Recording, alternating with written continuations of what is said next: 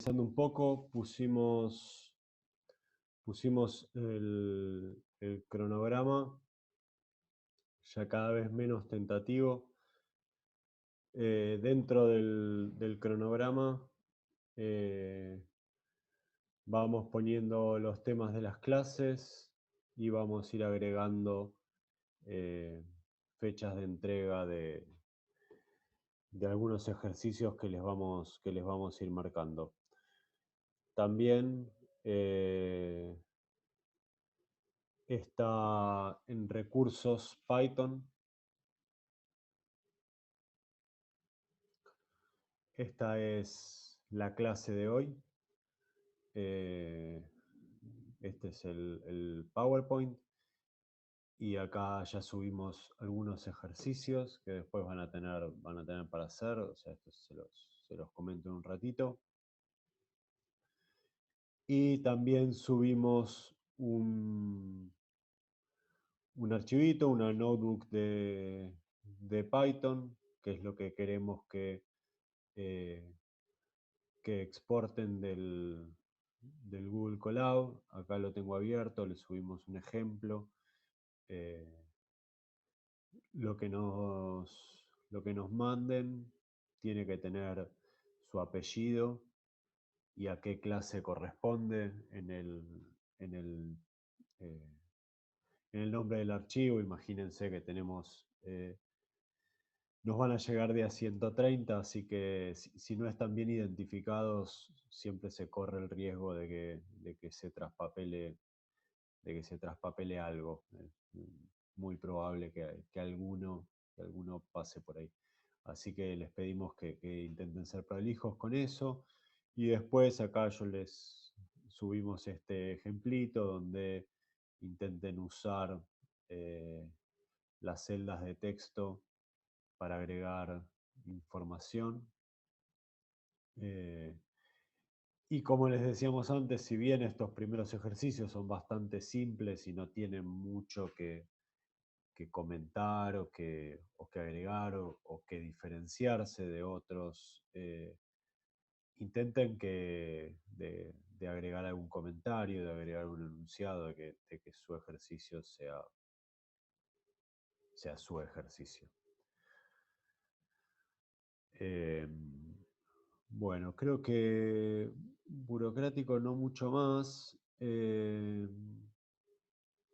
Otra cosa que hicimos en el Moodle es separarlos en grupos de los lunes y de los jueves para asignarles tareas que van de lunes a lunes o de jueves a jueves. Los ejercicios que les vamos dando vamos a intentar que sean distintos, y si no, en algún momento alternamos y primero lo harán los de los lunes y después los de los jueves. Eso ya iremos viendo, iremos poniendo ahí las fechas de entrega.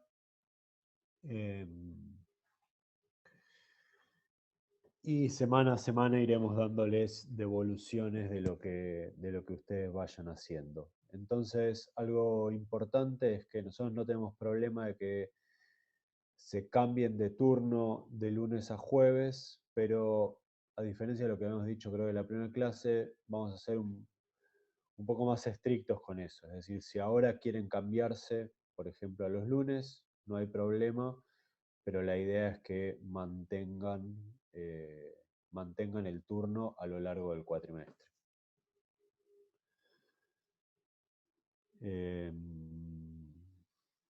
Bueno, creo que así burocrático, creo que nada más. No sé, Vero o el resto de los docentes si No, tienen Juan, algo. creo que no, que al menos por ahora. Ok. Bueno, ¿alguna duda sobre esto que dije? A ver, no estoy viendo el chat. Dicen que no. Una cosa, que el que va a estar hablando en la clase es probable que no esté viendo el chat. Nosotros vamos a ir haciendo de traductores, parándolo o algo. Obviamente, el que no tiene micrófono no pasa nada, pero si hay preguntas o dudas, a veces interrumpan, no hay problema, se sacan el silencio, se ponen el micrófono y preguntan. Es más dinámico para el que da la clase. Si no, nosotros leemos y el que da la clase contesta, no hay problema. Sí, y en todo caso lo que pasó el lunes pasado también, no se tomen a mal, en algún momento quizás si hay muchos interrumpiendo, en ese punto diremos, bueno, seguimos con la clase, pero es preferible que pregunten, si no es medio raro, nos vamos acostumbrando, pero es medio raro hablarle a la pantalla. Bueno.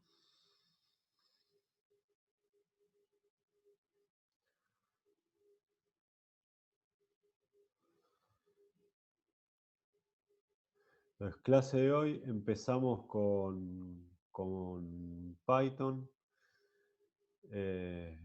En realidad es una clase un poco de Python, un poco de programación en general. Ahora vamos a ir contándole un poco más. Lo primero que queríamos destacar es que en este cambio de modalidad no quisimos reinventar todo. Nosotros teníamos códigos de Python que dábamos en las clases, pero estaban muy pensados para complementar la toma de datos. Ahora aquí vamos a pasar a algo que era programación desde cero. Decidimos buscar una experiencia que ya es exitosa en la facultad, que es la de Exactas Programa. Y entonces casi todo el material vamos a estar tomándolo de ahí, de Exactas Programa, y las clases, gran parte de las clases van a ser las clases de Exactas Programa. Va a haber algunas diferencias que nosotros vamos a ir contándoles, sobre todo en lo que tiene que ver con que Exactas Programa está muy enfocado sobre programación y modelar problemas, y nosotros le estamos agregando lo que tiene que ver con análisis de datos y gráficos y algunas cosas que tienen que ver con el laboratorio.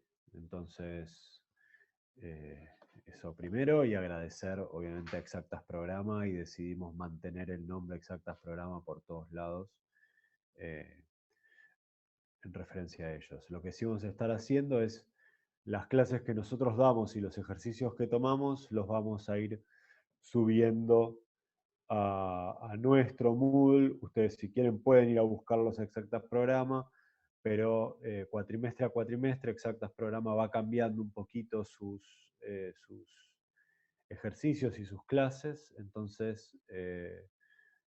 nada, la que nosotros damos es la que subimos. Si buscan otra, o si alguno ya hizo Exactas Programa, no va a tener más diferencia que algunas diapos. Bueno, entonces, ¿cuáles son los objetivos que pretendemos que se lleven de este curso? La idea es incorporar a la computadora y a la computación como una herramienta que les abre un montón de posibilidades, ¿sí?, sobre lo que ustedes ya van a hacer en su disciplina, ya sea en biología o en geología, en el campo, en el laboratorio, en donde sea. A esto la computadora le agrega un montón de posibilidades, tanto en la adquisición de datos como en el análisis de datos. La idea es aprender a resolver problemas usando la computadora. Para eso hay que aprender a encarar problemas, a plantearlos, o sea, a formularlos en términos que uno pueda programarlos. O sea, hay que ser específico, hay que definir cuáles son las variables relevantes, hay que descartar las variables no relevantes, etc. Eso también se parece un poquito a lo que se espera que ustedes aprendan cursando física. Es decir, la idea de cursar física dentro de el programa de biología y geología, por lo menos como está encarada desde Pablo o desde lo que solemos hacer nosotros en el laboratorio, no tiene que ver solo con que ustedes aprendan a cómo se mueve un cuerpo, digamos, cuáles son las conclusiones del tiro oblicuo, digamos, o que existe la fuerza de gravedad o lo que sea, sino también que aprendan a modelar y plantear un problema, detectar las variables relevantes, escribir esas variables relevantes en términos matemáticos, escribir la relación entre esas variables relevantes, etc. En ese sentido, aprender a programar es parecido, el lenguaje es un poco distinto. Y el otro objetivo, dado que estos son los primeros pasos en Python, es amigarse un poco con la computadora, perderle miedo a esto que es programar a un lenguaje nuevo, y vamos a ver hasta dónde llegamos a lo largo de la materia, y seguro ustedes van a tener que seguir bastante post materia. La idea es que intenten ir incorporándolo a otras materias o a lo que hagan cotidianamente, como para no dejarlo. Si lo piensan de alguna manera, es bastante parecido a aprender un lenguaje nuevo, o hay que usarlo para que, si bien uno no se lo olvida de todo, hay que usarlo para no perderlo. Y también en este proceso de amigarnos, al principio, y vamos a estar remarcando un montón, va a haber muchísimos errores, se van a trabar al no saber escribir la primera oración, la primera línea, pero bueno, eso es algo que hay que ir superando. Entonces la idea es que nosotros estamos para ayudar, que pregunten, que experimenten, que se equivoquen, que vuelvan a preguntar y, y siga el ciclo. ¿Por qué Python? ¿Por qué Python y no otra cosa? Podríamos haber elegido cualquiera. Python tiene algunas virtudes que sirven para, que justifican esto. Lo primero es que es open source, es decir, que es código abierto. Eso implica que, por un lado, que es gratuito, que cualquiera se lo puede bajar. Código abierto implica un par de cosas más que en este punto no son relevantes, pero sobre todo para ustedes es que es gratuito, que todos los paquetes son gratuitos, y también el hecho de que sea código abierto hace que tenga una comunidad muy grande atrás. Es decir, que hay mucha gente desarrollando librerías y paquetes para cualquier cosa que ustedes quieran hacer. Si hacen genómica, seguro tienen paquetes específicos de genómica. Si hacen cosas de ecología, de estadística, si hacen simulaciones, si hacen, bueno, lo que sea. Tiene un montón de gente desarrollando atrás específica de cada área. Siempre hay algún tipo que está desarrollando, algún grupo que está desarrollando cosas en el tema.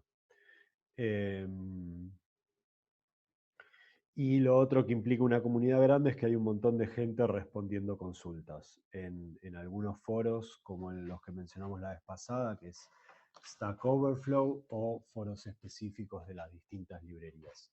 En particular en la materia vamos a estar dándole bastante bola al foro, también para que ustedes aprendan a formular las preguntas que muchos de estos foros también tienen sus reglas y se espera que uno formule las preguntas de cierta forma.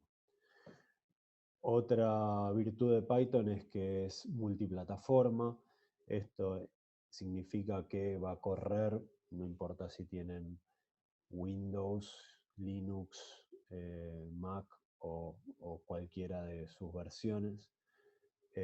Y en particular elegimos Google Colab porque corre en la web, ustedes no tienen que instalarse nada, entonces seguro va a correr en cualquier lado. Bueno, Python tiene cada vez más un desarrollo muy fuerte en una gran variedad de áreas, o sea, tiene la virtud de ser como un punto medio entre un montón de programas de bajo nivel o que vienen más de computación como C u otros, y programas que vienen más de áreas de análisis de datos como MATLAB o R, es como un punto medio. Entonces tiene un montón de desarrollo, tanto en aplicaciones de interfaz gráfica como jueguitos y desarrollo web o internet, como en análisis de datos y en simulación numérica. Entonces, Python es un lenguaje que se usa cada vez más y que va ganando distintas áreas. Entonces, aprender Python es una inversión segura en el sentido de que si ustedes saben manejar Python, seguro va a haber, para el área que lo quieran aplicar, seguro va a haber librerías y gente desarrollando en ese área. Además, para nosotros, o sea, el hecho de enseñar Python es, bueno, hay que elegir un primer lenguaje en el cual aprender, y hay muchas reglas que son generales, entonces si ustedes después deciden que en realidad para lo que ustedes quieren hacer es mejor otro programa, por ejemplo R, que es más específico para estadística, o análisis de datos, o MATLAB, que es quizás más específico también para análisis de datos y sobre todo lo que tiene que ver con simulación y series temporales. Es un pasaje mucho más simple que obviamente meterse en otros lenguajes de cero. Entonces, bueno, Python es lo que les decía antes, es cada vez más usado en cualquier ranking que lo mire. Está en los primeros lugares y cada vez más va subiendo año a año, va escalando hacia los primeros lugares. Entonces, algo que les mencionaba en la primer diapo, lo que vamos a querer hacer es aprender a modelar. Es una de las tareas críticas. Aprender a modelar para nosotros es aprender a extraer del mundo real el aspecto que a nosotros nos interesa y cuáles son las variables y las interacciones que a nosotros nos interesan del mundo real. Es decir, aprender a representar en un programa algún aspecto del mundo real. La computadora es una herramienta fundamental para esto. Entonces, por ejemplo, queremos modelar un juego de cartas. Hay un jugador que se va a llamar Anastasio. En particular va a tener un montón de otras propiedades ese jugador, pero a nosotros nos interesa nombrarlo simplemente. Y a ese jugador le tocó un 4 de picas. Entonces, ¿qué partes nos interesan a nosotros para modelar? Sabemos que en este juego solo importa el valor. Entonces, para nosotros, el programa va a ser que Anastasio, que es nuestra forma de llamar a ese jugador, tiene un 4. O sea, Anastasio es igual a 4. Y no nos interesan ni otros aspectos de Anastasio, ni otros aspectos de la carta que le tocó a Anastasio. Entonces, este proceso, este igual, es una asignación, es decir, que le estamos asignando el valor 4 a la variable Anastasio. Párenme de vuelta cualquier cosa que no se entienda. Entonces queremos modelar al siguiente jugador, Pedrito, que le tocó un 8, entonces Anastasio tiene un 4, Pedrito tiene un 8, tenemos que alargar. Cada una de estas líneas las vamos a llamar instrucciones, ¿sí? Si yo quiero seguir con el resto, tengo que ir agregándole a cada uno, anotando el nombre, que va a ser la variable, y el valor de la carta que le tocó, agregando instrucciones una por una. Entonces, este de acá es nuestro programa, que lo podemos escribir en cualquier lenguaje. Lo podemos escribir en cualquier editor de texto, en un Notepad, en un Word, etc. Lo que vamos a necesitar ahora es un intérprete. Es alguien que entienda este programa y que entienda cómo ejecutar este programa. Word en particular no lo va a poder hacer, Notepad tampoco. Estos intérpretes son, por ejemplo, quizás si alguno hizo algo de Python, seguramente conoce Spider. Google Colab es otro intérprete. Jupyter es otro intérprete. Son programas que entienden Python y que pueden ejecutar Python. Entonces, otro ejemplo de intérpretes que para nosotros está bueno es este Python Tutor. Lo que tiene de bueno Python Tutor es que ustedes escriben su código en una ventanita de este estilo, ahora pasamos y se los muestro, y a medida que ustedes lo ejecutan, lo pueden ejecutar línea por línea, y a medida que lo van ejecutando les va diciendo no solo el output de su programa, sino cuánto van valiendo todas las variables internas. Si tienen un error, tiene una buena descripción del error. Y tiene algunos comentarios sobre la ejecución de su programa. Entonces es interesante para probar algunas cosas cortas. En particular no sirve para guardarse el programa, no puedo exportar el programa, no nos pueden mandar el programa, y si ustedes tienen que hacer cosas más largas ya se complica. Pero si ustedes quieren probar alguna instrucción o una serie de instrucciones, es una buena herramienta. Vamos a escribir este programa y vamos a ver cómo funciona. Voy a cambiar de pantalla, cualquier duda me dice.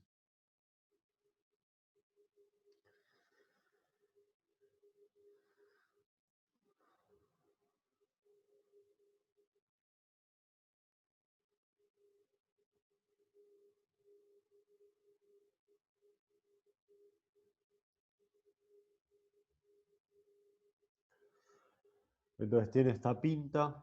Yo puedo escribir acá entonces Anastasio igual a 4. Fíjense que va corriendo mientras yo voy escribiendo. O sea, por ejemplo, si le saco el 4, acá hay un error porque a Anastasio no le estoy asignando nada. Entonces este programa acá abajo me va tirando los errores.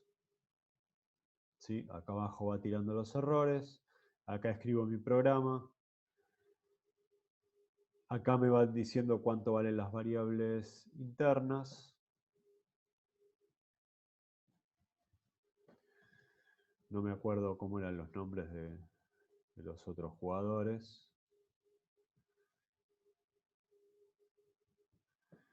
¿Sí? Ahí va anotando cuánto valen todas las variables internas, y si yo le pido a mi programa que imprima el valor de Anastasio, me lo escribe acá arriba, que sería el output. ¿Sí? Entonces es una herramienta útil para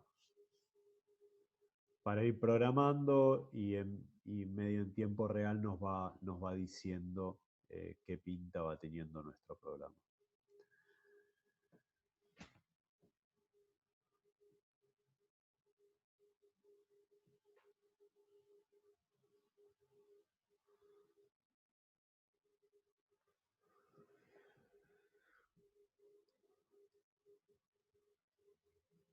Bueno, entonces esto era más o menos lo que yo les mostraba. Permite ver paso a paso el programa y permite ir viendo el resultado de cada una de las instrucciones. ¿Qué pasa si ahora queremos modelar la segunda ronda? Le damos una nueva carta a cada uno y queremos modelar eso. Una forma, siguiendo nuestro programa anterior, es agarrar e inventarse la variable Anastasio 2. Le asigno un 6, Pedrito 2, Laura 2, Micaela 2, etc. Si queremos una tercera, tenemos que seguir agregando. Esto claramente no funciona. No funciona porque no estoy, primero, tengo que escribir un montón, pero sobre todo no estoy haciendo ninguna reducción de la realidad, o sea, simplemente estoy escribiendo explícitamente las cosas que van pasando y además estoy perdiendo, por ejemplo, relación entre las variables. No hay nada en mi programa que diga que Anastasio 2 no es otro Anastasio y es en particular la segunda mano del mismo Anastasio que yo tenía antes. Entonces, esas cosas hacen que no funcione. Entonces necesitamos un mecanismo que nos permita almacenar las distintas cartas que le fueron tocando a cada jugador y guardar la cantidad de cartas que se necesiten. Y después, por ejemplo, poder preguntarle cuántas cartas yo le di a Anastasio u otras cosas. Entonces en Python existen algo que se llama listas, que ya muchas de estas cosas, como que les dimos el avance, el tráiler, la clase pasada, ustedes ya estuvieron probando, nosotros les dijimos no se preocupen que vamos a volver a verlo, así que acá estamos de vuelta. Entonces uno puede crear listas. Las listas sirven para almacenar valores. En particular, una característica que discutimos de las listas la semana pasada es que permiten almacenar valores de distinto tipo. Acá, hablando de cartas, vamos a almacenar todos números enteros. Entonces podemos inicializar la lista vacía y le vamos agregando con esta función que se llama append, le vamos agregando valores a la lista. Entonces vamos a probarlo, a ver qué nos dice el Python Tutor.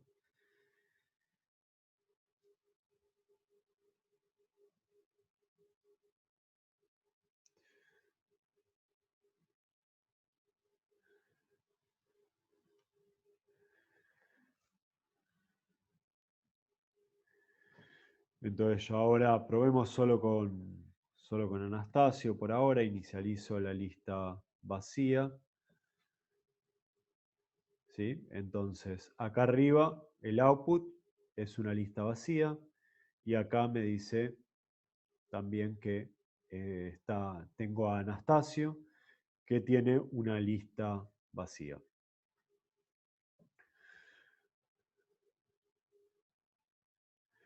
Entonces le puedo ir agregando elementos. Le agrego el 4.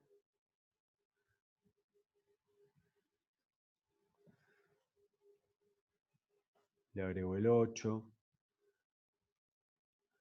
Le voy dando distintas cartas. Entonces se va a ir llenando mi lista. ¿Sí? Ahora mi lista tiene 3 elementos.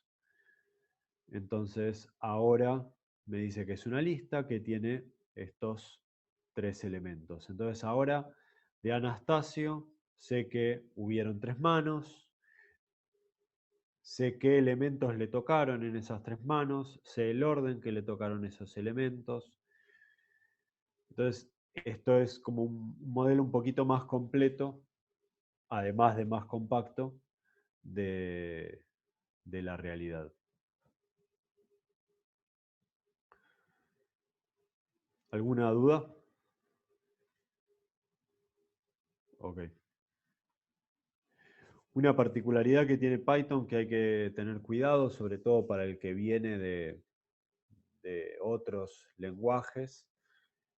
Por ejemplo, la mayoría de los que estamos acá creo que empezamos de los docentes creo que empezamos con MATLAB. Es que la numeración empieza en cero.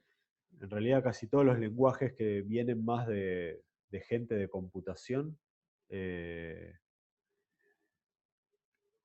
la numeración empieza en cero y los que vienen más de matemáticos o físicos o ingenieros, la numeración empieza en uno. O sea, es una deformación de los lenguajes. Pero es algo que tienen que tener cuidado. El primer elemento no es el 1, sino que es el 0.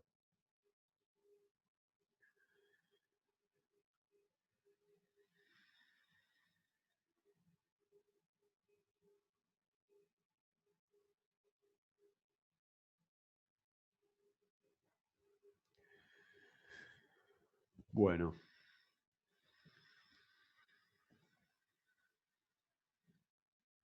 entonces acá estamos aplicando esta función que se llama append, que es una función que, en particular de listas, que lo que hace es agregar un elemento al final de la lista. Entonces, ¿qué vendría a ser un programa? O qué, una definición medio de, como dice acá, de entrecasa, una definición no formal, es que un programa es una receta de instrucciones que se siguen de la primera hasta la última y están escritas de alguna manera particular. Entonces, esta definición encierra varias cosas. Primero, que al decir que es una receta, estamos diciendo que es una serie de instrucciones que deben seguirse al pie de la letra. Eh, Estas instrucciones, además, están escritas de forma secuencial, es decir, que se leen de la primera hasta la última y no de la última hasta la primera. Si yo las corro alternadas, eh, mi programa no va a correr o no va a correr igual.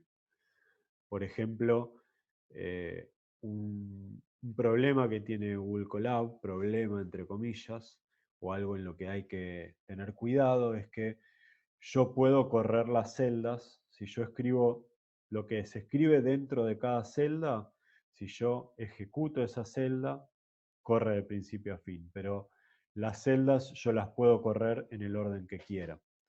Entonces ahí estoy corriendo mi receta en distintos órdenes y el resultado no va a ser igual. Lo mismo que uno hace si uno hace una receta de cocina en su casa y decide meter las cosas al horno antes de agregarle los huevos, no va a funcionar o no va a funcionar igual.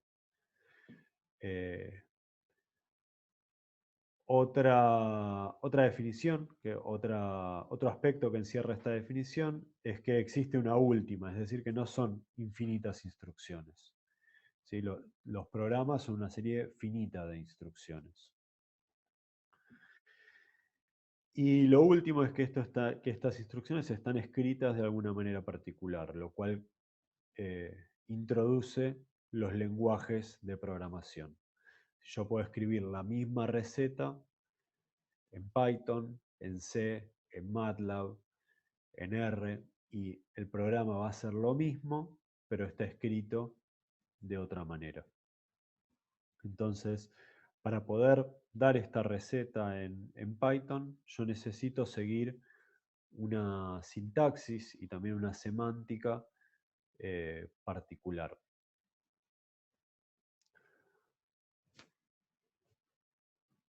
por ejemplo, bueno, ahora lo voy a volver a mencionar más adelante, pero por ejemplo lo que insistíamos la vez pasada con alguno que preguntó también, que está la pregunta ahí en el foro, que tiene que ver eh, con las tabulaciones. Python es bastante riguroso en el uso de las tabulaciones para indicar que hay algunas cosas que están anidadas, algunas instrucciones que están anidadas dentro de otras. Eso vamos a volver ahora en un ratito.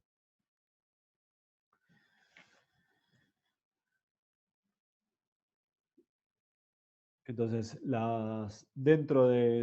vamos a ir viendo distintos aspectos de esta sintaxis eh, en lo que sigue de la clase del lenguaje de programación. Algunas cosas de sintaxis y algunas cosas de la semántica de este lenguaje.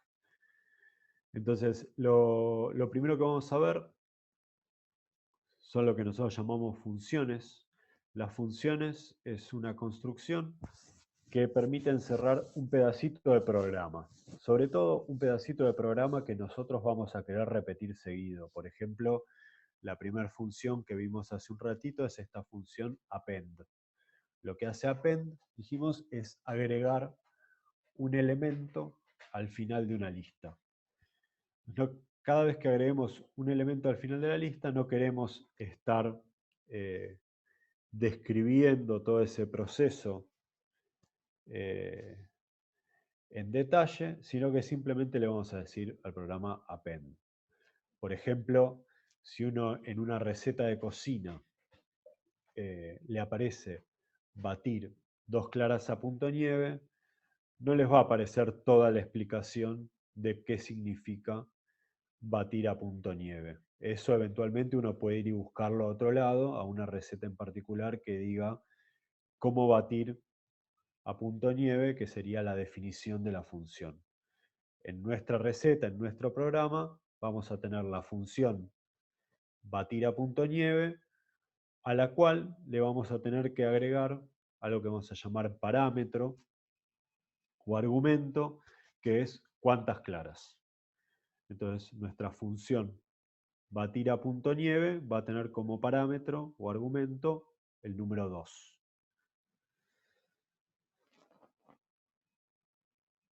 Entonces, por ejemplo, acá hay un ejemplo de función que podemos verla en el Python tutor.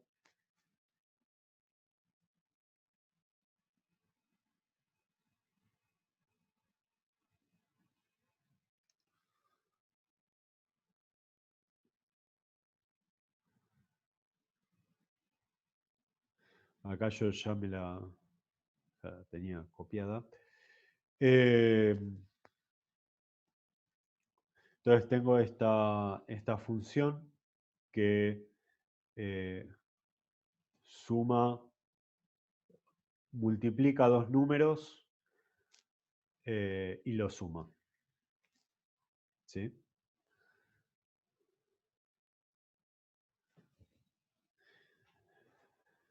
Entonces, el nombre de mi función es suma A multiplica B. Tiene 3 parámetros, A, B y C. Y adentro está la receta de qué tengo que hacer con A, B y C. Y al final le digo qué es lo que yo quiero como resultado. Entonces, algunas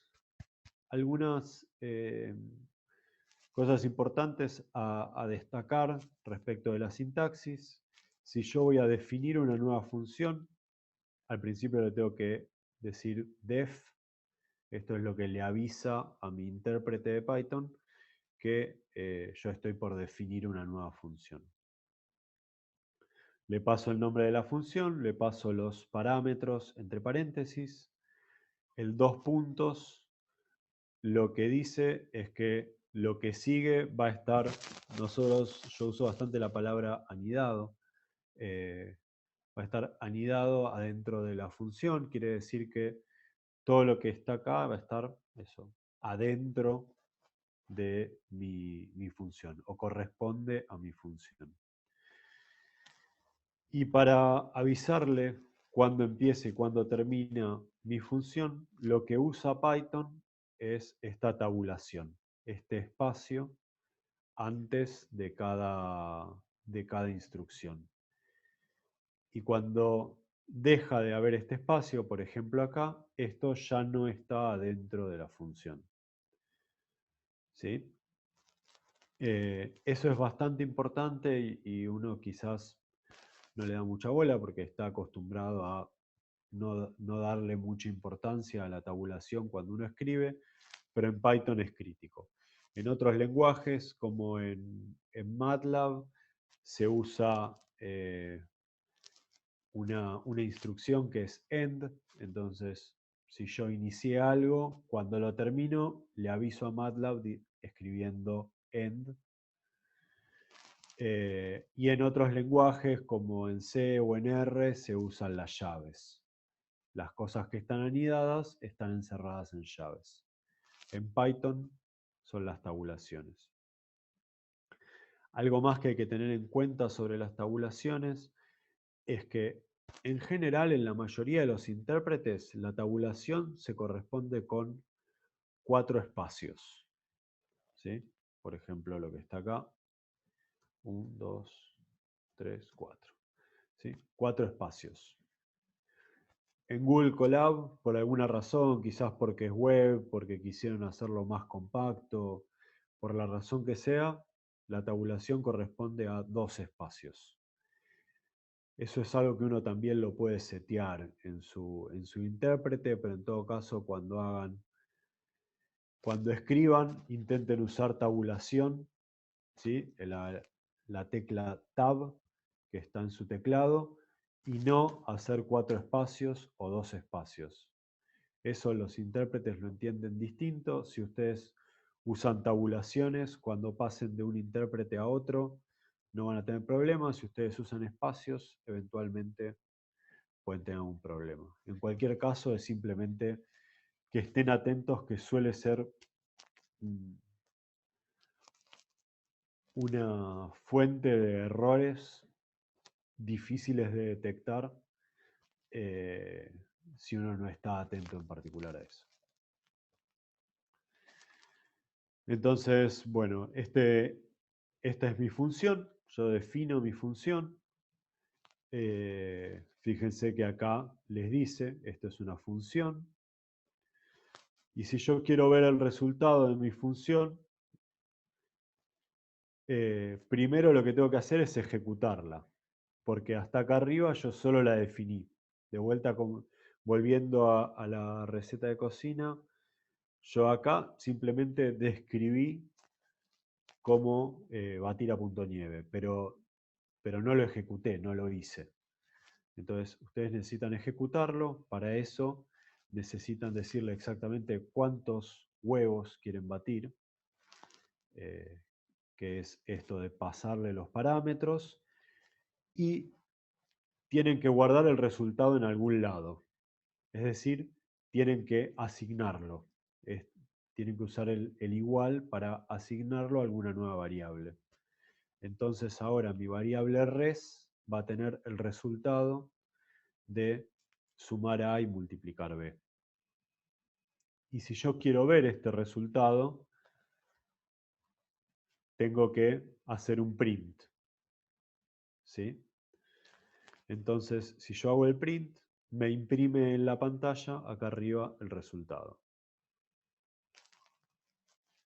Acá, por ejemplo, lo ejecuté con otros parámetros y me dio otro resultado. Algo importante, que también yo se los voy tirando todo acá, pero simplemente para que lo tengan en mente, la verdad que esto va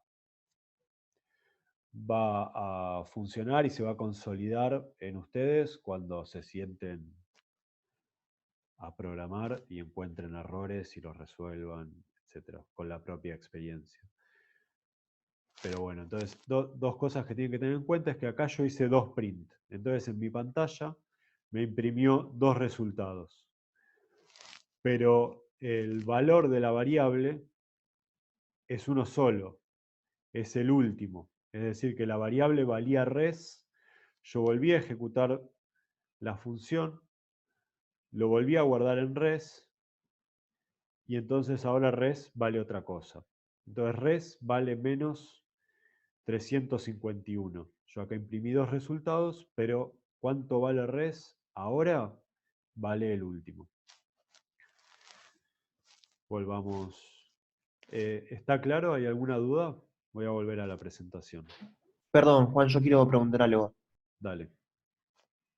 ¿Cómo es el tema de los espacios? O sea, cada vez que se escribe algo, ¿cómo sé cuántos espacios tengo que dejar, horizontales o como sea, digamos? Si vos, si esta instrucción está adentro de una función, por ejemplo, lo que tenés que hacer es dejar una tabulación. La idea es que no usen los espacios.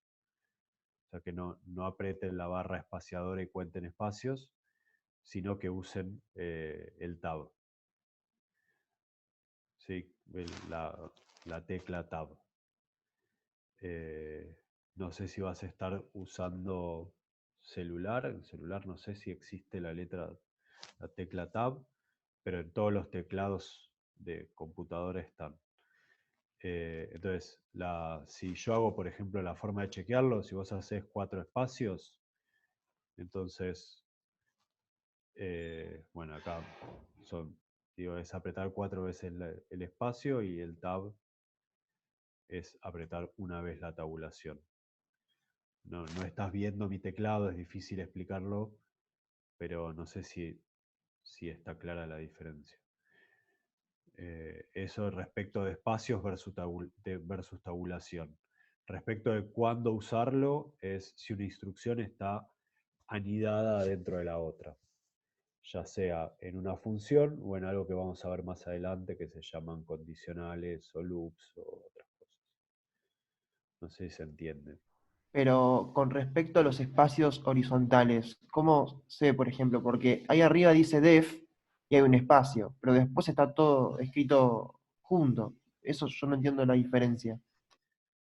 Eh, el único lugar donde son relevantes los espacios es cuando son importantes es cuando vos anidás, son estos de acá adelante. Son los únicos que importan. Eh, y obviamente para separar def del nombre.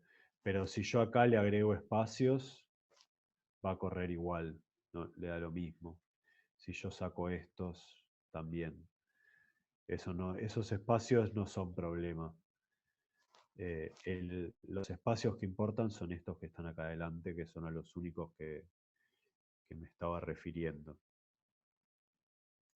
Ok, perfecto, gracias. Lo mismo los verticales, si yo le agrego espacios, es lo mismo.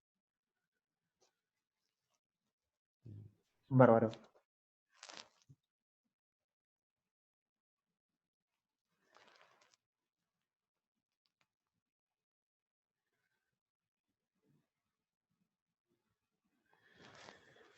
Bueno, entonces lo que destacaba recién, la Python sabe dónde termina una función por la tabulación o la falta de tabulación. Entonces acá, por ejemplo, en Exactas Programa, que usan en general el Spider, hablan de 4 espacios, pero en el Colab son 2. Bueno, entonces esto es lo que vimos recién, lo que estuvimos charlando recién.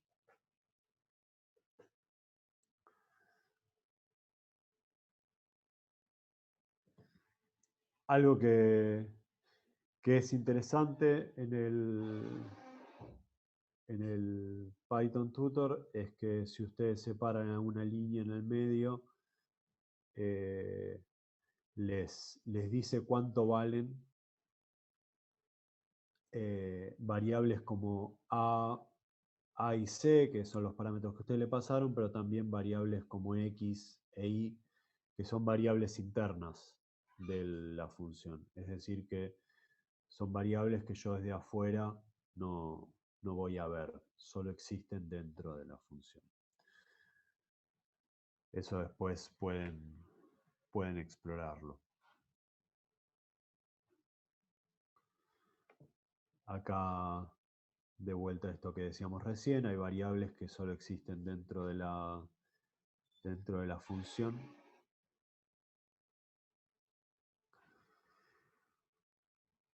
Entonces, hay un tipo particular de variables que se llaman strings, que ya las mencionamos la vez pasada. Ya tenemos algunas cosas que hay dos cosas a las cuales se les llama coloquialmente tipos de variables. Por un lado tenemos lo que sería la estructura de estas variables, que por ejemplo las listas, que son, por ejemplo, las listas y otras variables como diccionarios o cosas que no mencionamos. Y después los tipos de variables que estuvimos charlando la vez pasada, como strings, enteros, floats, que son números con decimales, etc. Y otro tipo de variables que vamos a ver en un ratito que se llaman variables lógicas o booleanos, que básicamente reciben un valor verdadero o un valor falso. Entonces, los strings en particular son listas medio raras de caracteres, es decir, que tienen propiedades de variables y algunas propiedades de listas. Por ejemplo, el nombre, Marianito, o podemos volver a Anastasio, es una lista de caracteres, es un string y es una lista medio rara de caracteres. Vamos a probar a qué nos referimos con esto.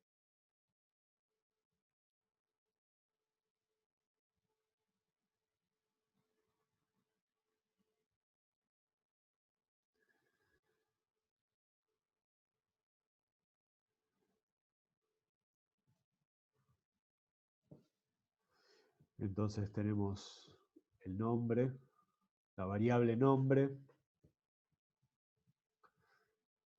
que va a valer Marianito. Cuando yo voy a definir strings, puedo usar estas comillas dobles o también puedo usar comillas simples. Python las entiende igual.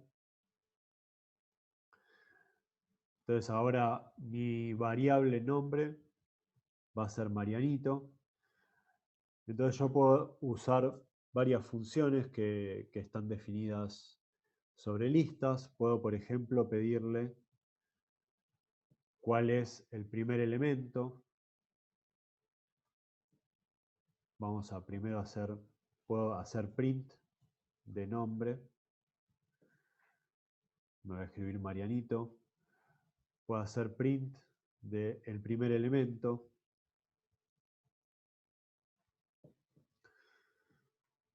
Se usan estos corchetes para indicar que yo le voy a pedir algún elemento. Puede ser el primero. Puede ser el primero. ¿Sí? Pues vamos al resto. Puede ser lo que veíamos el otro día.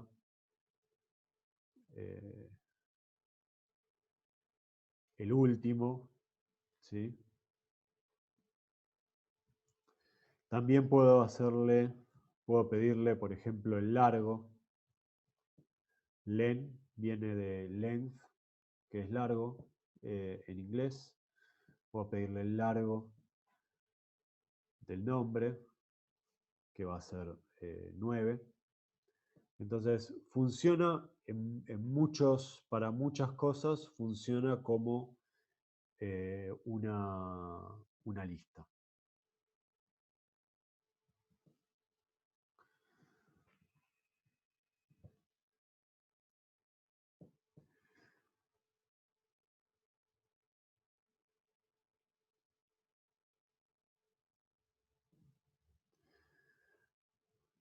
Entonces, para muchas cosas funciona como una lista. Pueden, bueno, pruébenlo.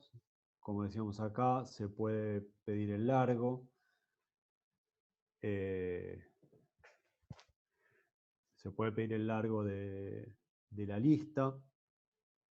Se pueden pedir distintos elementos, etc. Pero las listas son un poquito más generales. Por ejemplo, tienen definida esta función append. Entonces, si yo tengo listas, que ya lo vimos la vez pasada, acá pregúntenme o párenme si estoy repitiendo mucho algunas cosas que ya vimos. De vuelta se vuelve raro no verles la cara, que es algo que uno hace normalmente en clase para darse cuenta si se están durmiendo o están siguiendo la clase. Entonces, uno puede tener listas, por ejemplo, de números, por ejemplo, de caracteres, y estas están definidas como listas de strings y no como un string. ¿Sí? Es una diferencia sutil que les sugiero que intenten probar en el Python Tutor, definir un string o una lista de caracteres y van a ver que tiene diferencias. Intenten aplicar distintas funciones y ver dónde les salta un error. Entonces hay algo, por ejemplo, con los strings que se puede hacer, que es usar el más como concatenación y no como suma de dos números. Entonces prueben usar el más con strings, prueben usar el más con números y fíjense que les va dando. Eso se los dejo. Lo mismo que estos, que es también seguir probando diferencias entre strings y listas.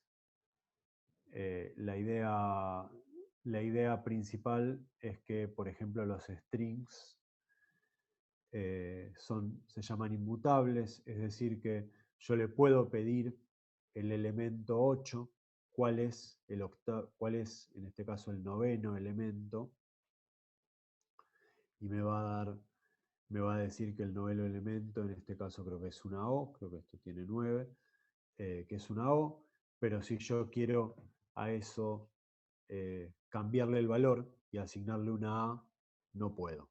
¿Sí? Entonces son inmutables, yo no puedo cambiar elementos individuales porque en realidad en el fondo es una sola variable que tiene formato de string. Entonces acá les da como, se puede convertir a lista, etc. Eso se los dejo para que lo prueben.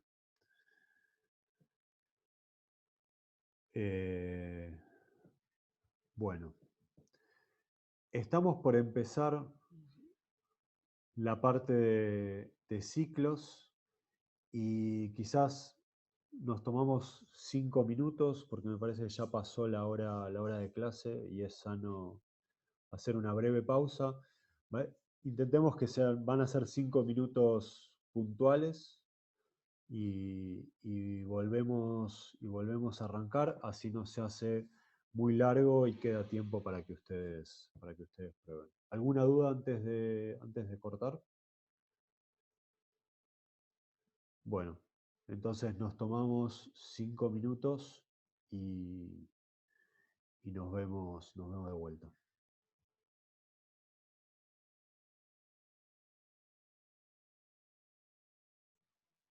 Seguimos de donde nos habíamos quedado. Vi ahí que ahí iban ya respondiendo a dudas.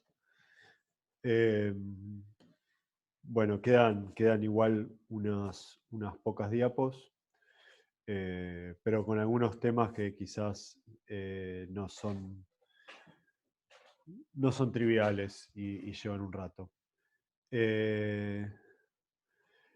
Entonces, ¿qué pasa? Por ejemplo, antes en el juego de cartas íbamos asignando las distintas manos y cada vez que había una mano nueva teníamos que escribir el append, es decir, agregarle la última mano a la lista, siempre, siempre de a uno. Es decir, que si mi juego primero dura 50 manos y después se termina en 51 y lo jugamos de vuelta y se termina en 60, cada vez me tengo que sentar a escribir todos los números y tengo que agregarle todo lo que necesito. Eso claramente no es algo muy, muy razonable.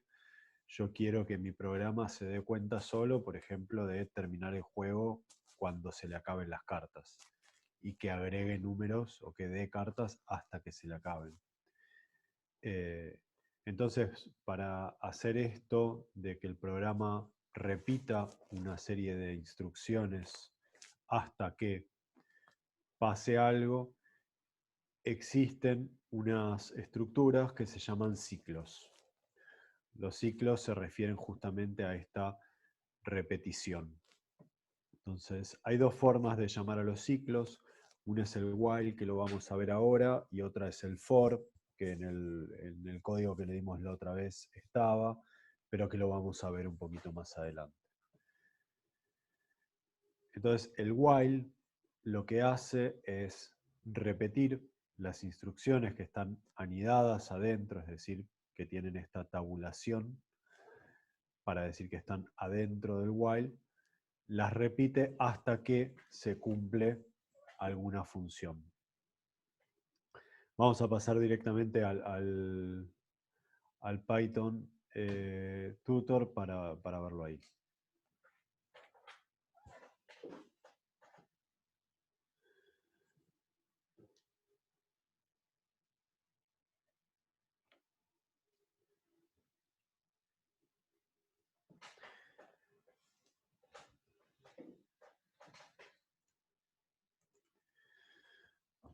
Entonces la instrucción clave es el while.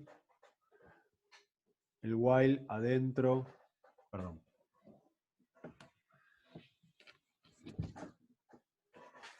El while adentro voy a tener que ponerle alguna condición, que es cuando para, por ejemplo, que alguna variable que en la presentación se llama i.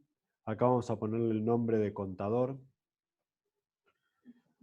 Cuando contador, o también le podemos poner número de ciclos,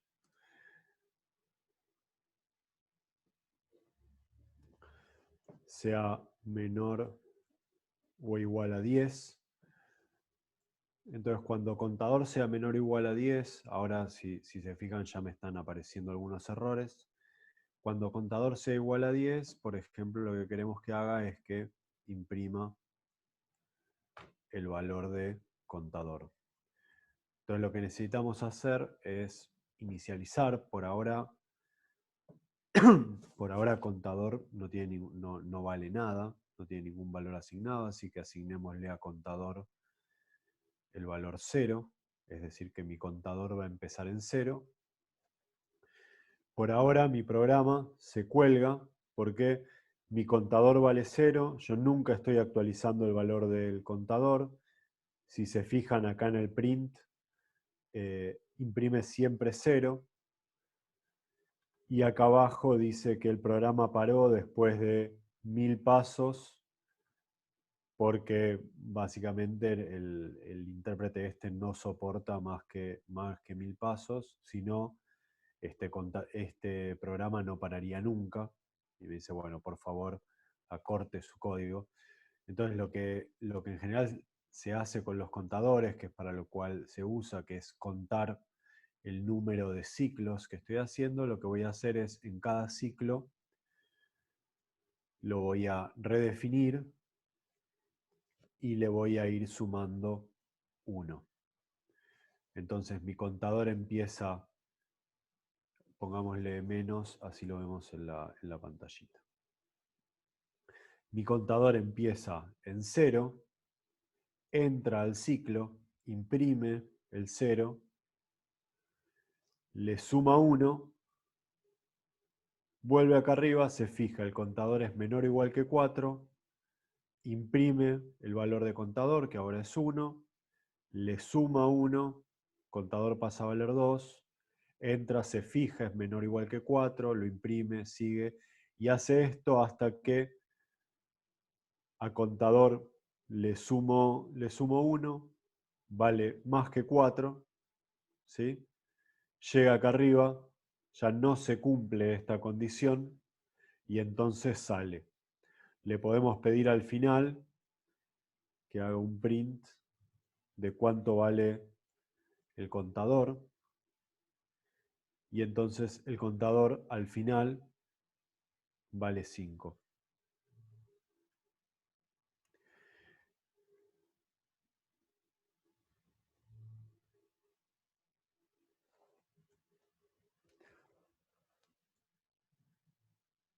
Acá simplemente le estoy agregando unas rayitas para separar. Entonces, hace toda esta vuelta, ¿sí? Y cuando contador vale más que 4, sale, viene acá, imprime rayitas, imprime cuánto vale el contador. No sé si se entiende, si hay alguna duda en particular de esto. La verdad que los loops son súper útiles, es casi una de las principales razones por las cuales queremos programar. Básicamente queremos que nuestra computadora automáticamente repita una serie de instrucciones y se dé cuenta cuándo parar sin que nosotros tengamos que estar escribiendo, sino podríamos nosotros estar ingresando valores en una hoja de cálculo y sería exactamente lo mismo. Nosotros no queremos hacer eso, queremos que la computadora sola repita alguna instrucción que es mecánica, entonces es casi una de la existencia de los loops es casi una de las principales razones por las cuales nos interesa, por lo menos en análisis de datos o en automatizar algún proceso, meternos con esto.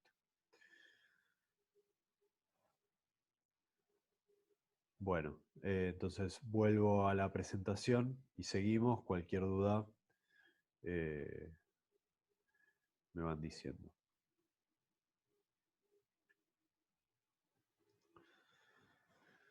Entonces ahí ejecutamos este programita. En vez de i, a los contadores en general se lo llama i, yo lo puse explícitamente como contador. Ejecuta este programa. Obviamente estos ciclos se pueden poner adentro de una función. Puedo, si quiero, guardar la salida en algún elemento de una lista. Puedo también ir, por ejemplo, si yo quisiese agregárselo a una lista, ustedes podrían decir, qué sé yo, lista.append y le agrego el contador. Entonces, mi lista va a ir teniendo todos los valores que va tomando el contador. Entonces, eso es lo que vamos a ver de loops. Yo les sugiero que después lo prueben un rato. También en las guías que le damos tienen para probar algunos ejemplos con loops. La otra estructura importante se llaman estructuras de control, básicamente porque controlan el flujo de instrucciones a lo largo del programa. Otra estructura de control es el if. El if lo que hace el if es decir, básicamente, si se cumple alguna condición, entonces hace tal cosa. Entonces, en general, la estructura sigue esta forma. Dice if, esta de acá es la condición, mi valor igual a 2. Este igual no es una asignación, una asignación, la notación es un solo igual. Este igual igual es una comparación. Entonces, si mi valor es igual a 2, entonces que ahora mi valor valga 5. Else lo que nota es, en cualquier otro caso, que mi valor valga 8. Entonces vamos a probarlo.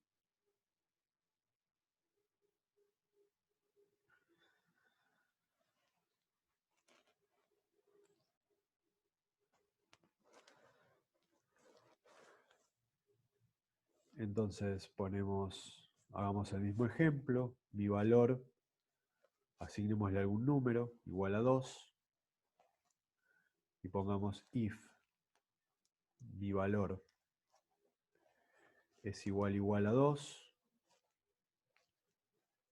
entonces print, cambiémosle esta parte, print mi valor. ¿Sí? Entonces, si mi valor es igual a 2, si mi valor es igual a 2, entonces lo imprime.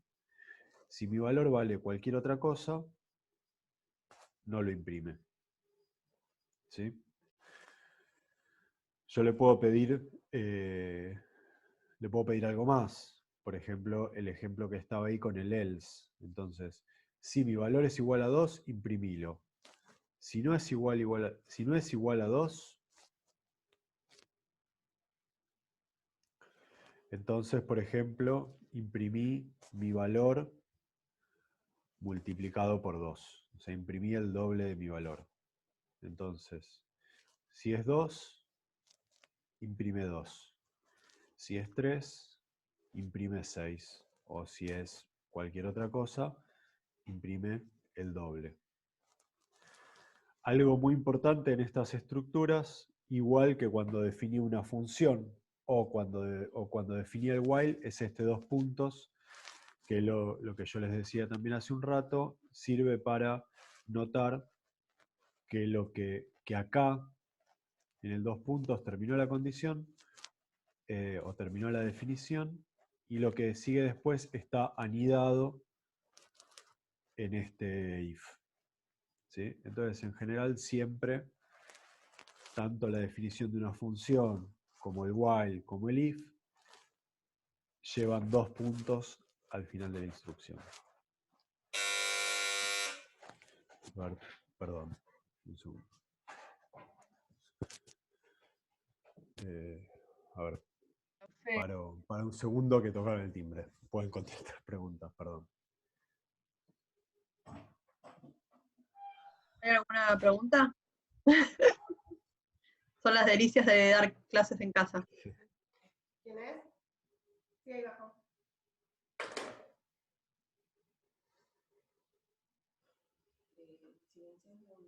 Sí, ¿dónde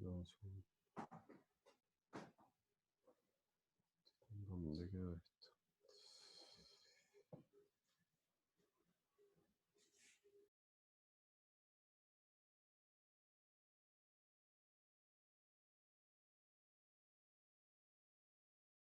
Así que está bien, ahí estamos de vuelta.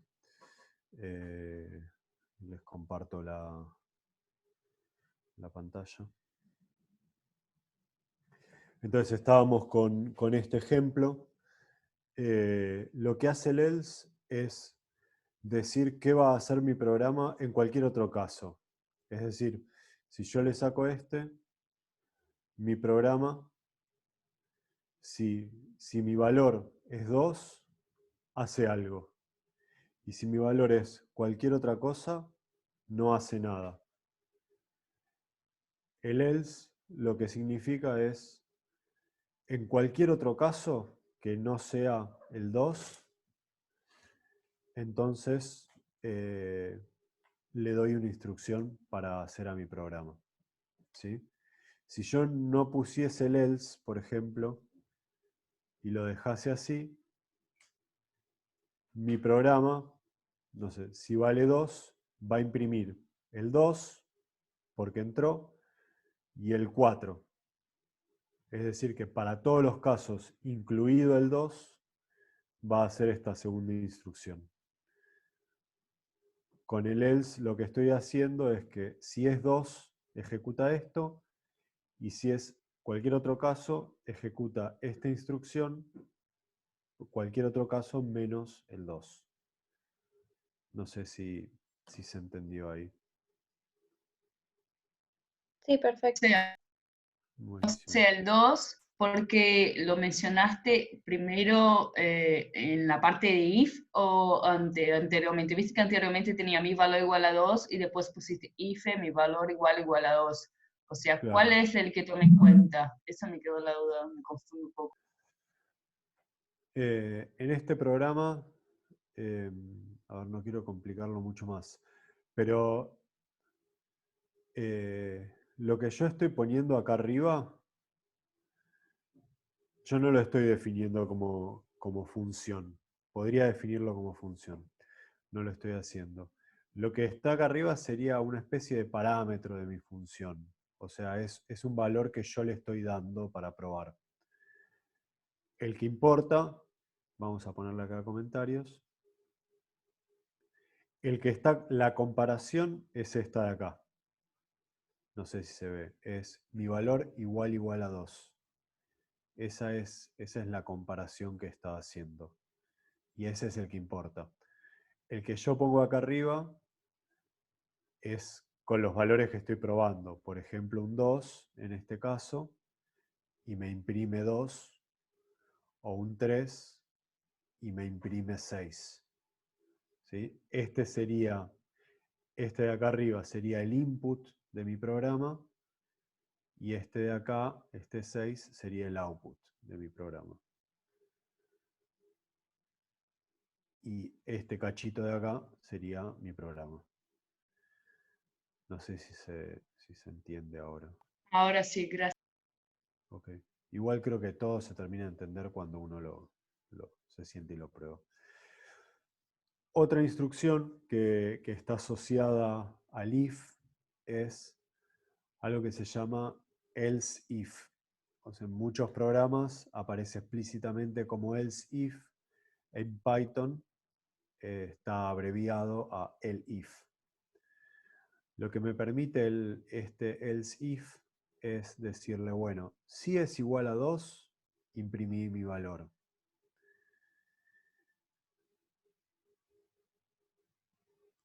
Si mi valor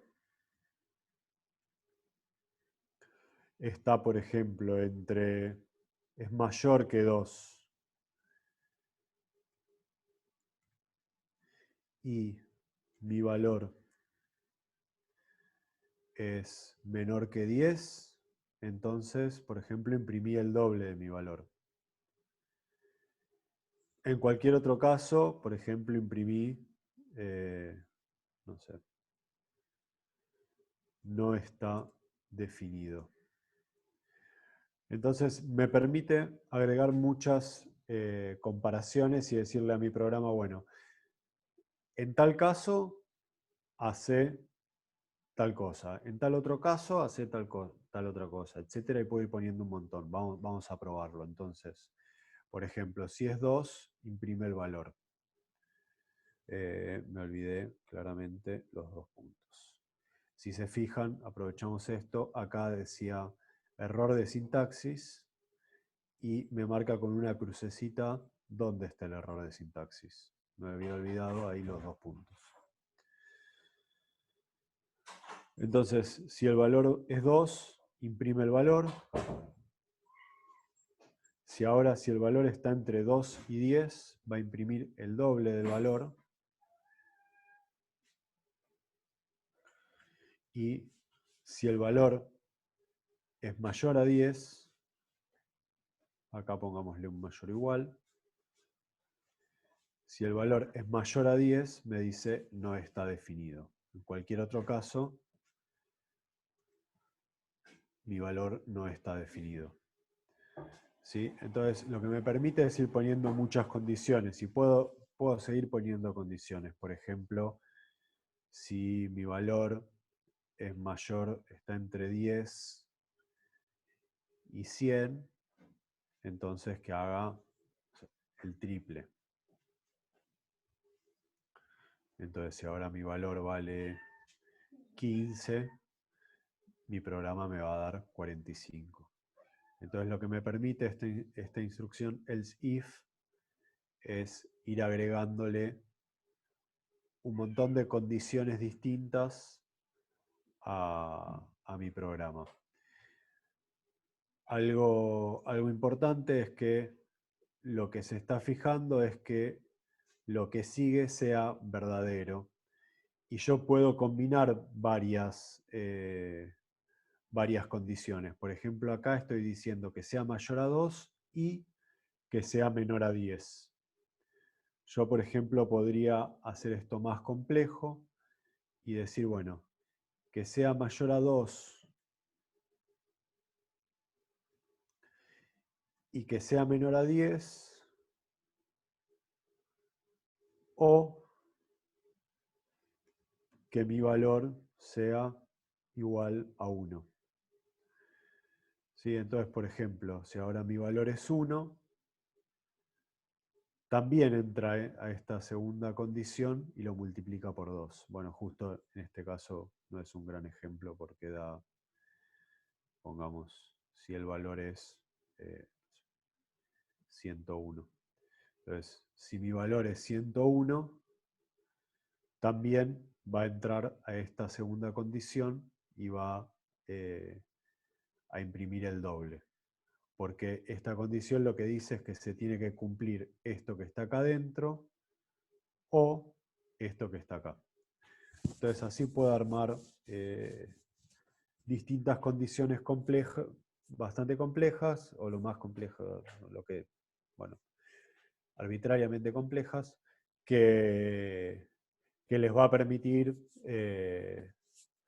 por ejemplo, en un análisis de datos, si ustedes quieren descartar, qué sé yo, están tomando datos de alguna variable y ustedes quieren descartar los casos, no sé, los casos extremos, por ejemplo, entonces le pueden decir, si mi valor es menor que tal número o mi valor es mayor que tal número, entonces no lo consideres. Fe. Una pregunta. Luego, sí. ¿Vos pusiste el else al final de todo a propósito o no importa? Porque vi que fuiste escribiendo el if, por En ejemplo, antes general de es eso. una cuestión de orden, pero... A ver, de hecho nunca probé ponerlo. En general es secuencial. De hecho, sí. No, hay que ponerlo al final. Básicamente porque va chequeando estas instrucciones de a pasos y si vos pones el else arriba, entonces es como que ya cierra el if. Primero le tenés que dar todos los casos sobre los cuales tiene que ir haciendo algo y de hecho los va a ir mirando secuenciales. Si yo, por ejemplo, los va a ir mirando secuencialmente de arriba para abajo. Entonces, si yo, por ejemplo, acá le pongo un igual a 2,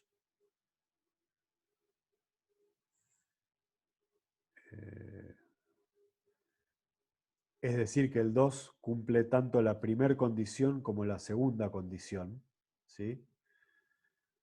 Eso está claro. El 2, entre las dos condiciones, va a ejecutar la primera. Básicamente porque lo que hace el programa es mirar, ¿se cumple esto? Si se cumple, ejecuto y ya no miro nada más. Si no se cumple, miro la siguiente. Entonces, si se cumple la siguiente, hagamos lo mismo acá. Si, por ejemplo, si es el 10, que cumple la segunda y la tercera. Si se cumple la segunda, entonces imprimo el doble y ya no ejecuto la tercera. Entonces va a ir revisando las condiciones en orden. Entonces si yo pongo el else arriba, cualquier cosa entra en el else y ya no ejecuta el resto. En particular te tira un error, o sea, no te deja hacerlo.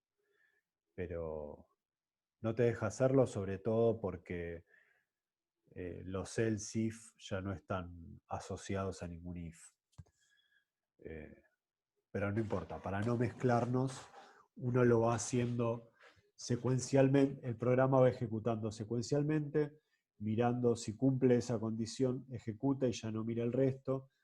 Entonces, en ese sentido no tiene sentido poner el else arriba, porque ya va a estar todo englobado en el else. Claro, el else es como algo que no corresponde a ninguna de las condiciones que yo puse anteriormente. ¿Significa eso?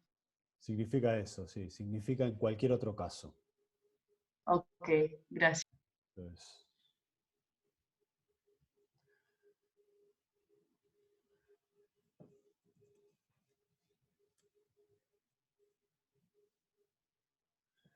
eh, es textualmente eso. De hecho, en otros programas, en otras estructuras, en vez de un else tenés un otherwise, que es textualmente en cualquier otro caso.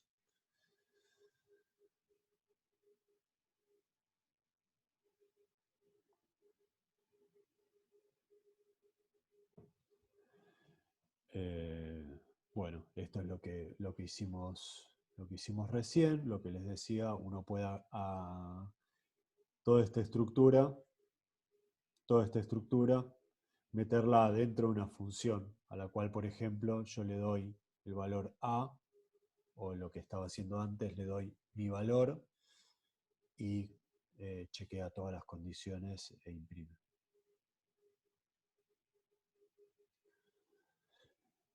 Bueno, esto lo vimos medio por encima, pero está acá para recordarlo. Se pueden hacer distintas comparaciones: menor, menor igual, mayor, mayor igual, igual, que es este doble, doble igual. Es importante acordarse que es doble igual. Y uno también puede hacer el distinto, que se escribe como signo de admiración igual. Además, uno puede combinar estas condiciones usando el OR o el AND o el NOT, que es parecido al distinto.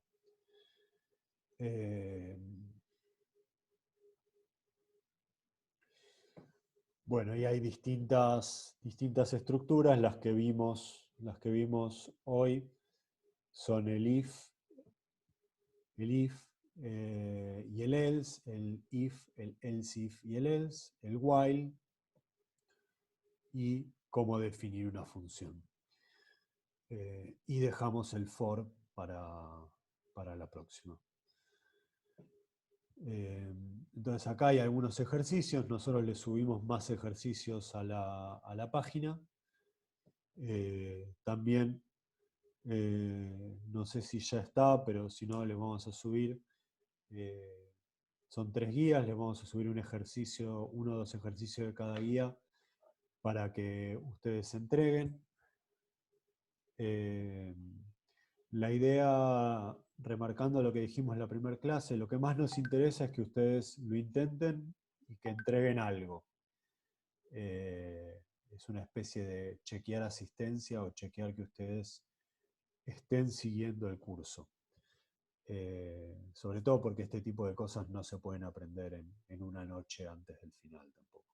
Entonces nos interesa chequear que ustedes van siguiendo el curso. Es absolutamente razonable que cometan muchos errores.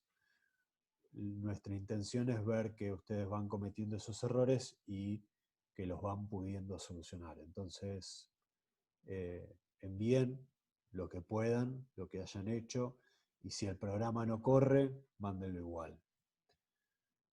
Intenten resolverlo y mándenlo igual. Entonces acá hay algunos ejercicios en la página del agua y otros. Acá también hay acá está el link de Exactas, pero intenten sobre todo moverse en nuestro campus. Vamos a ir subiendo todo ahí, vamos a ir respondiendo dudas y mirando el foro. Quizás una aclaración que no hicimos al principio respecto de la dinámica del curso. Ahora vamos a hacer una pausa de, no sé qué hora es. A ver. Bueno, vamos a hacer una pausa de más o menos 10, 15 minutos. En esa pausa nosotros nos vamos a nos vamos a ir metiendo los docentes en el chat y en el foro de a poco. La idea es que ustedes primero prueben cosas y nos vayan preguntando. Idealmente en el foro, ¿sí? Sabemos que implica un poquito más de esfuerzo formular la pregunta para el foro, pero idealmente en el foro. Pero también, obviamente, vamos a estar en el chat.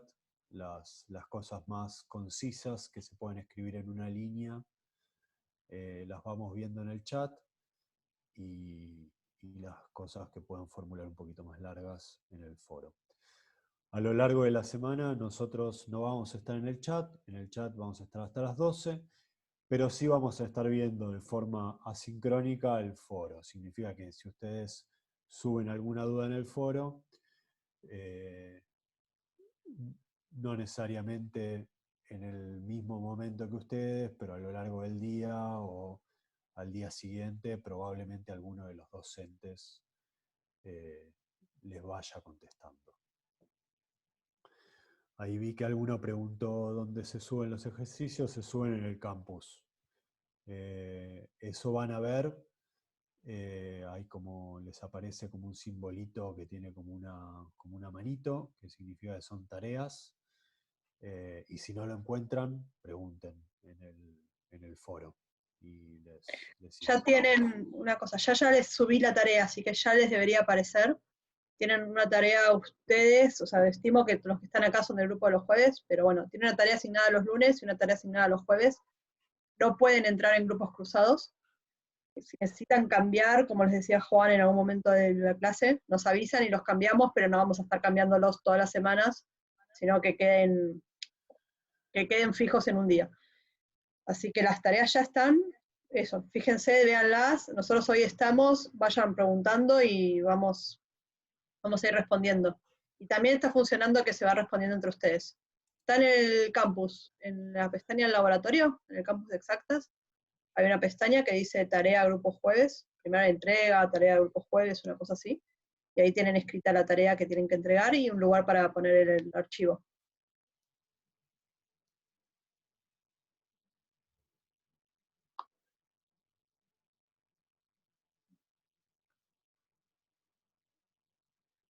Creo que es todo. Bueno, sí, si no hay ninguna pregunta más, entonces nos vemos más o menos en 15 minutos, 20 minutos por ahí en el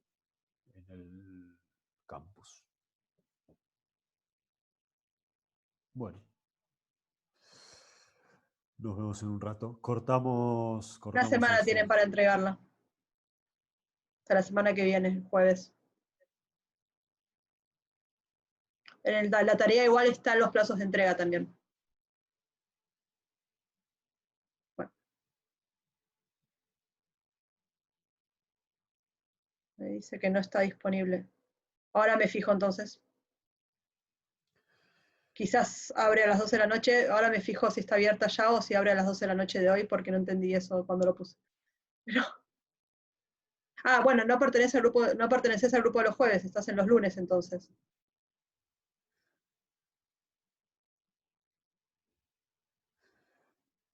En todo caso, los que Bueno, no les aparecen. sí. Hablemos por el campus. Si no te aparece, si no podés, si tenés que cambiar de turno, en las consultas generales hay un hilo donde yo puse que tenían cada grupo, cada persona asignada al grupo de los lunes o los jueves, como estaban inscriptos. Y si tienen que cambiar, nos avisan por ahí, así nos quedan los registros. Fíjense de contestarnos por el hilo del campus.